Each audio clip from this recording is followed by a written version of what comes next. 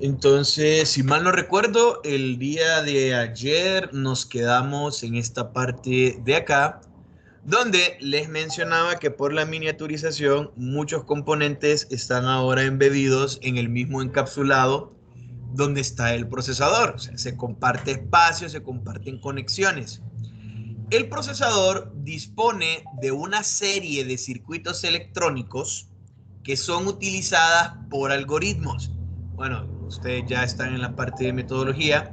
Los algoritmos son secuencias de órdenes o instrucciones y se tienen que realizar en cierto orden para poder dar solución a un problema. Una serie de pasos, ¿sí?, que tienen una secuencia lógica, una vez desarrollados, una vez seguidos, cada uno de ellos me permiten realizar algo. Son bien definidos con un orden estricto y eso es muy importante. Porque acordémonos que el procesador no piensa y aún así toma decisiones. El procesador suma, resta, hace comparaciones. Esas comparaciones, si las cosas son iguales, si una es mayor o igual, otra es menor o igual, si una es mayor, si una es menor, trabaja con cadenas, trabaja con fechas, o sea, hace a nivel muy primitivo una serie de instrucciones que le permite hacer comparaciones, le permite hacer operaciones matemáticas, le permite trabajar con números de coma flotante y no piensa, no piensa. Y si nos ponemos más estrictos todavía, lo hace con una secuencia de códigos binarios, de impulsos de pasa, no pasa corriente. Y así es como el procesador logra hacer todo lo que puede hacer. Vamos a ver un pequeño ejemplo de algoritmos, ¿ok? Esto, les digo, es un ejemplo, es solo para ejemplificar e incluso ahí tienen el autor de donde ha salido este ejemplo. Paso número 1, agarrar el valor del registro A y llamarlo N1. Paso número 2, agarrar el valor del registro B y llamarlo N2. Paso número 3, sumar N1 con N2 y almacenar el resultado en C.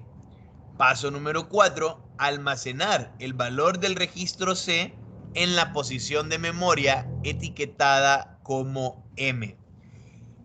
Ustedes pueden ver que hay palabras en color rojo y hay palabras en color azul clarito, moradito, depende de cómo lo estén viendo ustedes. Las operaciones en rojo tienen que ver con acciones: agarrar, renombrar, sumar, almacenar. Las azulitas tienen que ver con opciones de memoria: valor en el registro A, memoria y datos. N1, o sea, estoy hablando de las variables como tal, de lo que estoy manipulando. Y todo eso lo hace el procesador. Entonces, este es un ejemplo de agarrar dos números que están en memoria, sumarlo y guardar el resultado en otra posición de memoria. Y lo hace de manera secuencial con una serie de pasos que podrían ser más. Y ojo, esto es bastante interesante. Yo podría decir, tomar el valor del registro A como paso número 2, el valor en registro A, llamarlo N1. Luego paso número 3, o sea, aquí puedo sacar 2, aquí puedo sacar 2, acá puedo sacar 2, ya van 6, aquí puedo sacar 1, pues ya van 7 pasos. Dependiendo de cómo estén las instrucciones del procesador, de la arquitectura del procesador, los pasos que va a realizar y también, muy importante, qué es lo que va a entender. Y entender entre comillas, porque acordémonos que el procesador no piensa. Paréntesis, la semana pasada, creo, en estos días, ha salido también una noticia de que han puesto a jugar inteligencias artificiales Gran Theft Auto o Gran Turismo. No me acuerdo cuál de eso, pero creo que era Gran Turismo, era un juego de carreras y las inteligencias artificiales pues superan a los humanos. Ya, de verdad que lo superan. No sé si ustedes sabían que los carros Tesla utilizaban videojuegos para simular situaciones de conducción en la vida real. Los ponen a jugar y ponen que manejen en las calles de los mundos abiertos estos, a ver cómo ellos reaccionan a los imprevistos y todas las variables que están pasando. Bueno, lo interesante, les decía, es que el procesador tiene que saber qué es agarrar. Tiene que saber qué es sumar, renombrar, almacenar resultado. Tiene que saber qué es esto. Y eso lo hace con una serie de circuitos eléctricos, como nosotros estuvimos viendo en un inicio. Principales partes, pues el núcleo, que dentro del núcleo tengo los mismos registros, una unidad lógico-aritmética, una unidad de coma flotante y los primeros niveles de caché. O sea, acordémonos que el procesador tiene núcleos y este núcleo, vean que también tiene procesador, tiene memoria y están conectados, tienen una interfaz. Memoria caché, nivel de caché, solo es memoria. Y otros elementos que pudiesen ser incluidos por los fabricantes en los procesadores. Obviamente, todo eso está dispuesto con un interconexionado interno y está encapsulado para protegerlo. Lo que ustedes tienen acá es un póster. Esto fue mucho antes de las infografías. Si mal no recuerdo, en la bibliografía aparece de dónde se sacó. Esto era de un colegio, pero me gustó porque, bueno, como ustedes pueden leer, si ya se han dado cuenta, estamos hablando del CPU, de la unidad central del proceso. Estamos hablando en realidad del procesador y me gustó la imagen porque ejemplifica bastante bien la arquitectura. Tenemos el procesador, tenemos la memoria, tenemos dispositivos de entrada y salida y tenemos buses que los están conectando. Nos adelantan que hay varios tipos de buses. Buses de dirección, buses de control, buses de datos. Y también podemos ver los registros y las partes del procesador. Esto es un ejemplo de manera gráfica, ¿ok? No es que es así, que están los bloquecitos ahí pegaditos. No, cada arquitectura es diferente, pero sí hay una unidad aritmético-lógica de qué es lo que se encarga, una unidad de control. Bueno, los buses están puestos de esta parte, dispositivos de entrada y salida van puestos por acá, y luego vamos con los registros y la parte de memoria del procesador, incluyendo los acumuladores, contadores de programa y demás. Pero lo que me gusta es que ustedes ya tienen que irse haciendo la idea, o por lo menos tienen que visualizar o imaginar que los principales componentes de cualquier dispositivo con capacidad de cómputo son de esta forma: un procesador, memoria, buses que los conectan, interfaces de entrada-salida que va conectado a periférico, pero cada una de esas cosas replica esta misma disposición de elementos adentro de sí. Obviamente más primitivo, entre más voy miniaturizando, entre más voy entrando, eso va siendo cada vez más primitivo. Algunos autores, y esto de verdad que se mantiene vigente, han venido sugiriendo que en el futuro cercano desaparecerá la tarjeta madre, la placa base, ya que se podrá integrar todo dentro del procesador en un solo chip, lo que viene a beneficiar a las computadoras portátiles y, siendo sinceros, también a la industria. Uno de los problemas que tienen los equipos todo en uno es que precisamente es todo en uno. Trabajar en ellas para hacer una reparación es tedioso, tienen que tener manos pequeñas, hay que tener equipo, y generalmente cuando una pieza se daña es un dolor de cabeza. Nosotros estamos acostumbrados, o mejor dicho, nos forman para hacer mantenimiento preventivo. Nosotros no podemos hacer mantenimiento correctivo. No tenemos la instrucción dada de la parte de electrónica para poder hacer ese tipo de cosas.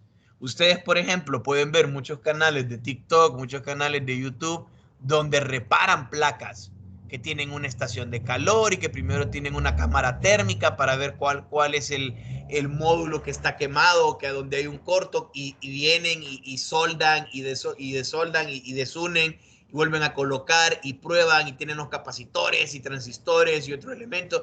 Eso es mantenimiento correctivo que nosotros en realidad no hacemos. Nosotros hacemos preventivo para no tener que llegar precisamente a ese punto de tener que estar soldando y tener que estar haciendo con voltímetro y cautín reparaciones, y con lupas y con pinzas muy pequeñas. Entonces, el hecho de que todo esté en una sola placa, pues ya después va a ser problema, porque si usted quisiera poner más memoria RAM, no podría. Si usted quisiera colocar más almacenamiento, pues no podría. Entonces les digo, esto beneficia a las portátiles, beneficia a la industria, pero hay que ver qué va a pasar con las partes intercambiables. En cuanto a la estructura externa del procesador, pues aquí de verdad, yo entro en conflicto con los autores porque tanto el disipador como el fan cooler no son propios del procesador. El encapsulado sí, para mí el encapsulado sí. Es más, podría admitir un disipador de calor. Un simple mortal que no tengo la experiencia que tiene toda esta gente que ha escrito y que ha dispuesto esta información. Pero es que ahora veamos el por qué. Un disipador de calor generalmente se ve de esta forma. Este es un dibujo, obviamente ya tiene color metálico. Y lo que nosotros tenemos aquí abajo se conoce como socket o zócalo. En este socket, en este zócalo de la placa madre, yo introduzco el procesador. Encima del encapsulado coloco un poco de pasta térmica, la extiendo y luego le coloco el disipador y arriba iría el fan cooler, que es esta parte de acá. Aquí puede verse el disipador en la parte de abajo. La pregunta es, ¿por qué hago eso? ¿Sí? ¿Por qué yo estoy haciendo eso de que necesito un disipador de energía? No se crea ni se destruye, solo se transforma. Por eso es que Thanos no podía duplicar el tamaño del universo ni duplicar los recursos. No puede crear. ¿Okay? Entonces lo mejor era sacrificar a la mitad de todo lo que existía para que los recursos se ajustaran de nuevo. Entonces, por eso es que el titán loco no podía duplicar el tamaño del universo ni los recursos. Porque eso es lo que sucede con la energía y al final todos somos energía.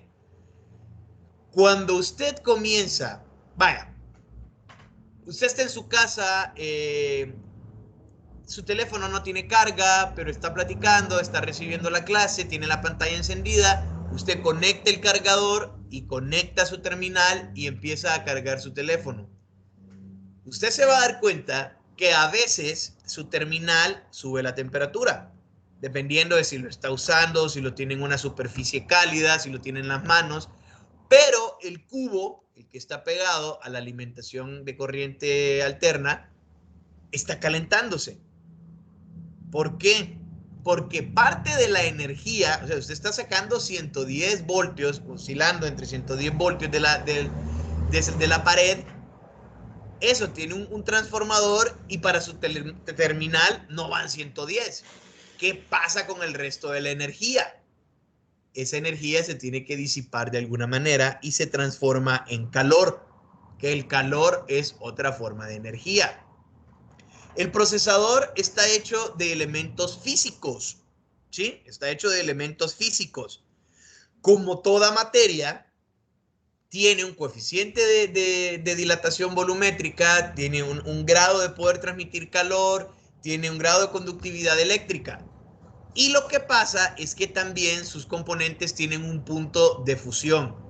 O sea, es un punto en el que el metal se licúa.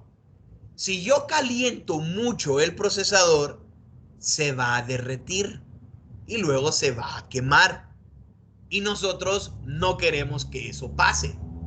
Entonces, nosotros ocupamos retirarle calor al procesador. Como ustedes pudieron o pueden recordar de sus cursos de física, la transferencia de calor se da de lo más caliente, del elemento más caliente al más frío. Esa es una transferencia de calor. El frío roba calor de la parte caliente para agarrar esa energía. ¿Okay? Eso no es al revés. No es que el frío sofoca el calor, no, es que el calor se transfiere al frío y empieza a perder calor. Por eso es que si ustedes acostumbran tomar duchas calientes y está helado, cuando ustedes salen, les da mucho frío.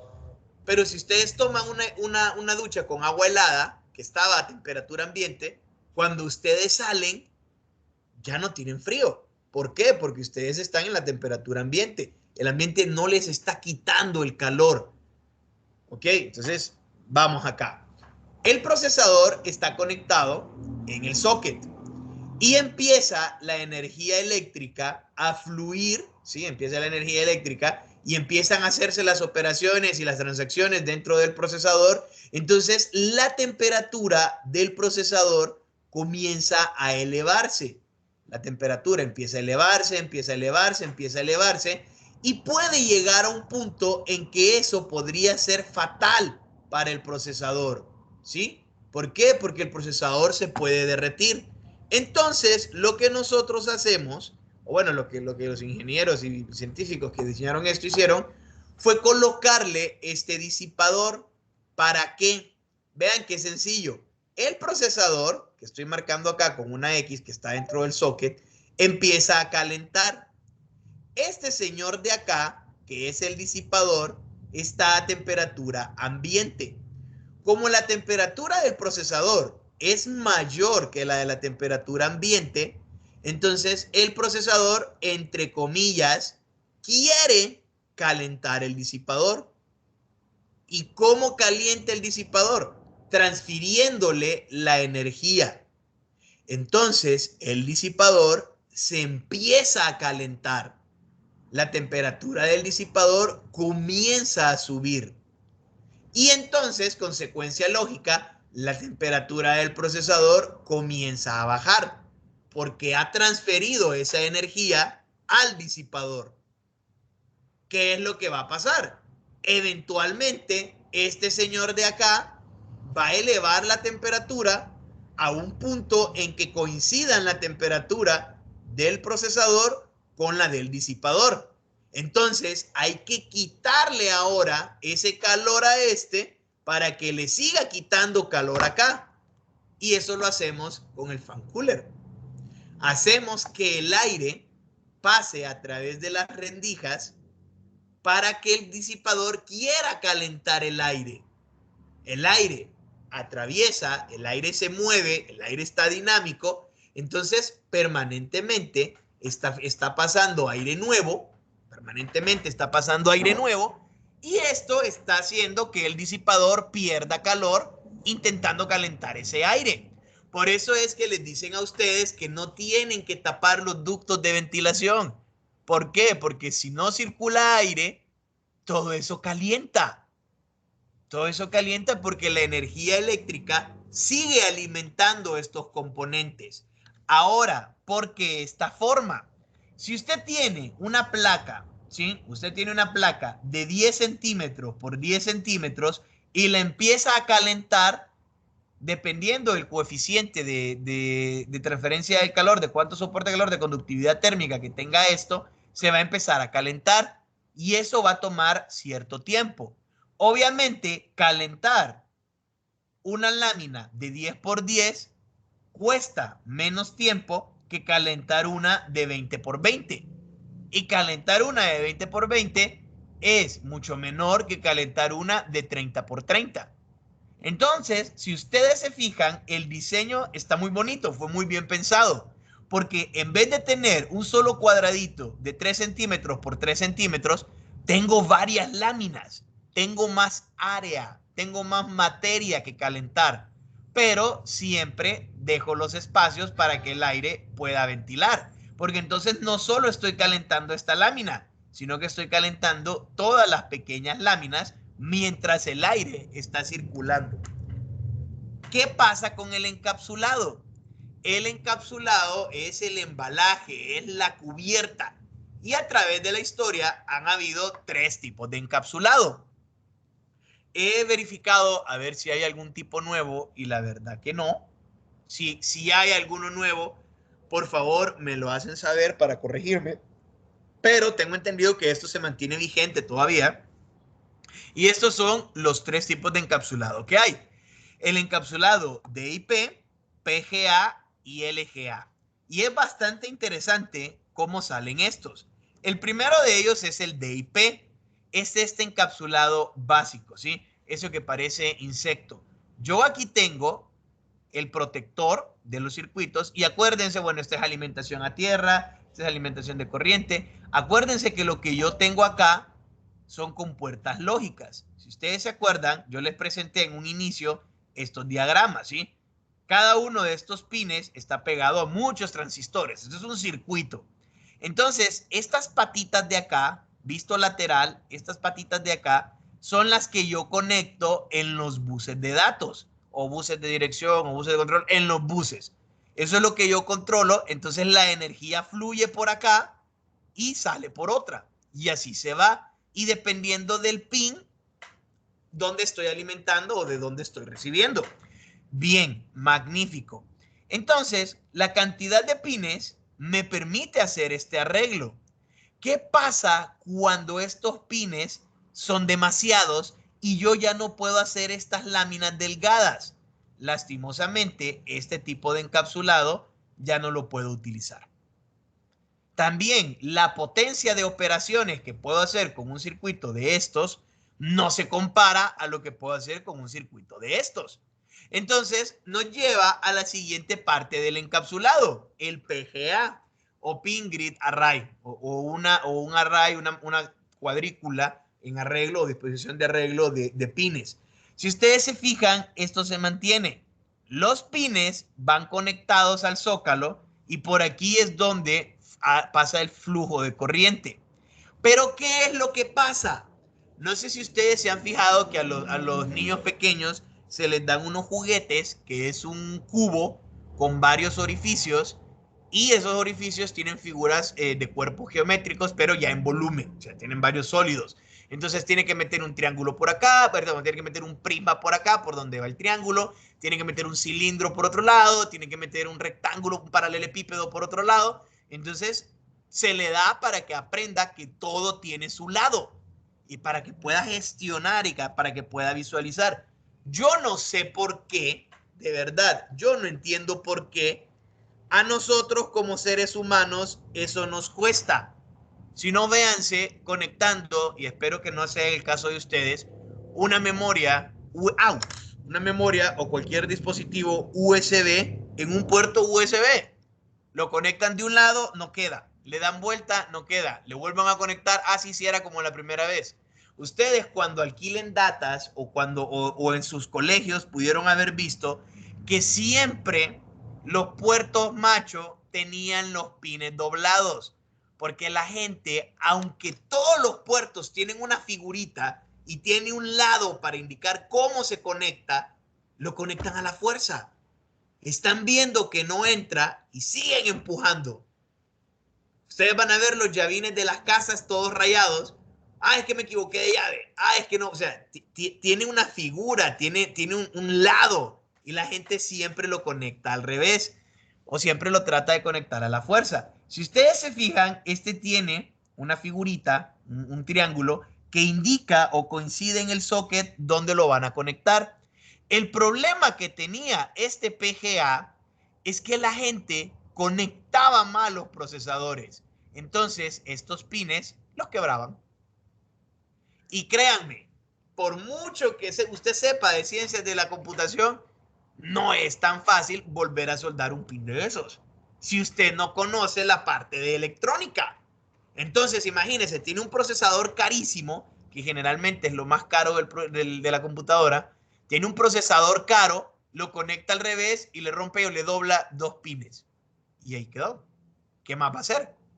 Entonces se pasó al siguiente tipo de arreglo, LGA, donde dijeron, ok, vamos a ponerle muescas porque aparentemente esto no es suficiente para indicarle a la persona dónde va. Y los pines que queden en el socket, de manera que yo solo tenga que colocar esto encima y cerrarlo. Pero miren, aún así, yo creo que tengo la placa madre. La voy a buscar a ver si se la llevo.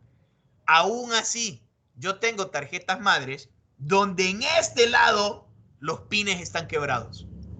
Y tuvieron que descartar esas tarjetas madres. O sea, yo no sé la fuerza, lo salvaje con lo que tuvieron que colocar eso para poder doblar esos pines. Pero suele pasar. De verdad suele pasar. Entonces, hay que tener cuidado con eso. LGA, ¿sí? PGA y DIP. los tipos de encapsulado que tengo. Aparte, en la parte de arriba, nosotros vamos a ver que hay una lámina, aquí no se ve, no se aprecia, y tengo miedo de ir a buscar imágenes por si después me bajan el video por propiedad intelectual. La parte de arriba tiene una lámina de metal que sí la vamos a ver, y eso es parte del encapsulado. Ahora, ¿qué sucede con la arquitectura interna del procesador? En primer lugar, ¿qué es arquitectura? Cuando yo digo interno, ¿a qué me refiero? Y ya sabemos, gracias a Dios, qué es el procesador. Miren, para mí la arquitectura es un arte, de verdad que es un arte. En realidad es una disciplina, les digo, para mí es un arte. Es una disciplina que en un sistema o en un todo me dice qué elementos lo van a componer y la disposición que van a tener esos elementos, cuidando la parte funcional y la parte estética. Y la parte estética es donde les digo que para mí eso es un arte. Más allá de la resistencia de materiales y todo lo demás, o sea, la arquitectura como tal me dice eso. ¿Qué elementos van a conformar un todo? ¿Cómo voy a colocar esos elementos? Y la relación que van a tener un elemento con el otro. No es que vamos a colocar una puerta, entonces para poder abrirla ocupa bisagras. O la vamos a deslizar. O vamos a poner este elemento en la fachada. Solo es decorativo, pero tiene una función. Entonces, la arquitectura interna del procesador es precisamente la que nos dice qué elementos va a tener un procesador, cuáles van a ser esos elementos, cómo van a funcionar los elementos y dónde estarán colocados dentro del procesador esos elementos. La arquitectura de von Neumann, por ejemplo, es una arquitectura y sigue vigente en la mayoría de las computadoras, porque nos dice, tenemos un procesador, tenemos memoria, tenemos buses que los conectan y también nosotros tenemos dispositivos de entrada y salida y eso está. O sea, qué elementos están y la relación funcional entre ellas. Ya, estrictamente, este va a ir a la izquierda, este va a ir a la derecha, este va a ir aquí, pues no. Pero de manera simple, la arquitectura de un procesador dispone dónde estarán colocados, cuáles serán y cómo funcionarán los elementos lógicos en un procesador. Y ponemos dentro porque esa es arquitectura interna. Si hubiese sido externa, pues hubiéramos dicho fuera del mismo. El PC contiene instrucciones que va leyendo, decodificando y ejecutando hasta que ya no haya instrucciones o hasta que ya no tenga energía eléctrica.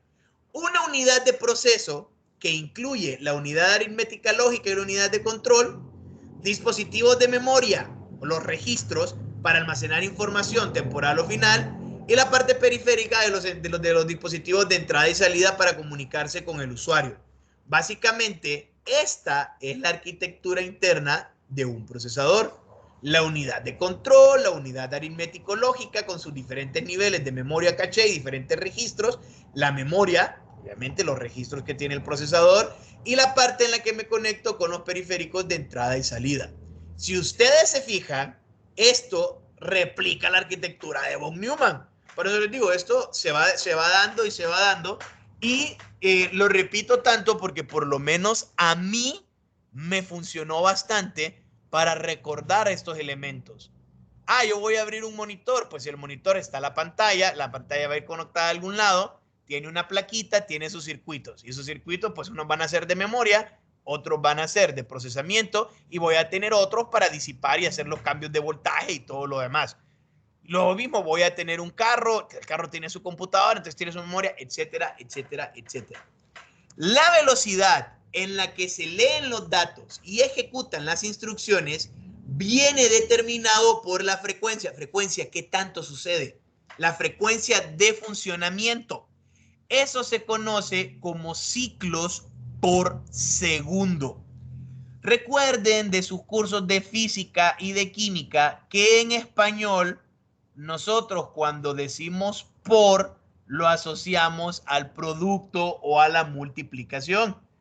Pero en realidad cuando nosotros decimos por, estamos hablando en estos términos de una división. Por ejemplo, cuando uno dice kilómetros por hora. Es decir, en una hora, ¿cuántos kilómetros yo recorro? Entonces, cuando hablamos ciclos por segundo, es cantidad de ciclos dividido entre los segundos. Si recuerdan sus cursos de método, esto es exactamente lo mismo que tener segundo elevado a la menos 1 multiplicado por ciclo, ¿sí? Y segundo a la menos 1 se conoce como hercio. Este es un hertz. Segundos a la menos 1 es un hercio. Un gigahertz son 1000 millones de cambios de estado por segundo.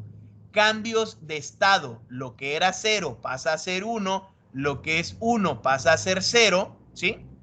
Y hay gente que le incluye que el 1 se mantiene como 1 y que el 0 se mantiene como 0 porque transcurre tiempo. O sea, este no lo toqué, este sí lo toqué, entonces como lo cuentan, pero yo me voy a cambio de estado. Entonces, ciclos por segundo. 1000 millones de cambios de estado por segundo. Hay un reloj que coordina esos ciclos. Es el reloj del sistema. Y como cada arquitectura es diferente, dos procesadores funcionando a la misma velocidad, no necesariamente uno va a funcionar más rápido que otro. Me explico. Yo puedo tener un procesador de 1.4 GHz y yo puedo tener un procesador de 1.4 GHz y voy a poner a que este haga 1000 sumas y voy a poner a que este haga las mismas 1000 sumas. Pues resulta que este procesador, aunque tiene la misma velocidad que este, 1.4 GHz, la cantidad de tiempo que le tomó hacer esas sumas puede ser diferente. Esto más, puede que yo repita la operación en este procesador y hacer las mismas sumas, las haga más rápido o más lento. El mismo procesador no suele tardarse la misma cantidad de tiempo dos veces en las mismas tareas. Depende de la arquitectura interna del procesador, la parte lógica y la parte física. La arquitectura define cómo se interconectan los bloques dentro del procesador, pero acordémonos que también define cómo se va a comportar el procesador con los demás elementos de la placa base. En resumen, según este autor, la arquitectura es junto a la tecnología de fabricación lo que define las características y las posibles prestaciones de un microprocesador. Un procesador puede ser más rápido para unos procesos que para otros. Y de igual forma, ese otro puede ser más rápido que el primero en ese proceso o en procesos diferentes. La arquitectura pretende organizar todos los componentes internos de un procesador. Esta de acá es la arquitectura de un procesador Intel Core 2 Duo. O sea, lo pueden buscar en internet. Sumamente sencilla comparada con los nuevos procesadores que están en el mercado. O sea, los procesadores ahora es capa sobre capa. O sea, eso ya es demasiado. Aquí por lo menos uno lo puede ver. Ah, ok, sí. Se entiende todo esto. Se puede diagramar todavía fácil sin que las flechas pasen una por encima de otra. El procesador consta de un acumulador y un contador de programa. Y vamos a disponer de una memoria principal de 32 bytes. ¿Ok? Esto es ejemplo de instrucciones. Cada instrucción ocupa un byte. Si yo tengo 32 bytes, tengo 32 instrucciones. O sea, cada instrucción ocupa un byte y tengo 32 bytes. Cada instrucción, un byte, tengo 32 bytes, tengo 32 instrucciones. Pero un byte son 8 bits. ¿Sí? Un byte son 8 bits. Significa que una instrucción es 1, 2, 3, 4, 5, 6, 7, 8. Escribí 8. Esto es una instrucción. 1, 2, 3, 4, 5, 6, 7, 8. Esto puede ser otra instrucción. Recordemos lo que estudiamos de código binario. Los 3 bits más significativos contienen el código de la operación. Los otros 5 se utilizan para almacenar la dirección del operando, exceptualizando las operaciones NOP y alto, en las cuales no se utilizan los otros 5. Entonces digamos que yo tengo 1, 2, 3, 4, 5, 6, 7, 8. De entrada, lo primero que yo voy a definir es cuáles van a ser los más significativos. Si los primeros 3 de este lado o para mí los primeros 3 son estos. Acordémonos que esto va pasando. Es un flujo de bits consecutivo. Yo no es que voy a tener 8.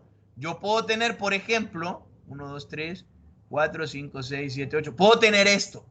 Y eso sigue. Y esto sigue la ráfaga de unos y ceros. Entonces, lo primero que hace la computadora es que lo va a separar en grupos de 8. Una vez que los separo en bytes, agarro los más significativos para saber qué es lo que está haciendo. Entonces acá tenemos, por ejemplo, tenemos algo ejemplificado, unas instrucciones. Si esos primeros bits son 000, significa que no va a hacer nada. ¿Ok? ¿Por qué? Porque la máquina está conectada, el flujo sigue, pero no quiero que haga nada. O está esperando un proceso, no haga nada. Si yo quiero cargar dentro del acumulador, pues utilizo 001 y en los siguientes 5 bits, pues yo le digo los datos, la dirección y toda la demás información. Almacenar, sumar, restar, saltar, saltar si no, saltar y si no, 0, alto, ¿ok? Que acuérdense que no y stop no van a utilizar el resto de los bits. Esto solo es un ejemplo. ¿Se acuerdan que nosotros hablábamos de códigos binarios y yo les pregunté que por qué si convertir binario a decimal era tan lógico y tan fácil, por qué nos complicábamos creando códigos? Y yo les dije por propiedad intelectual.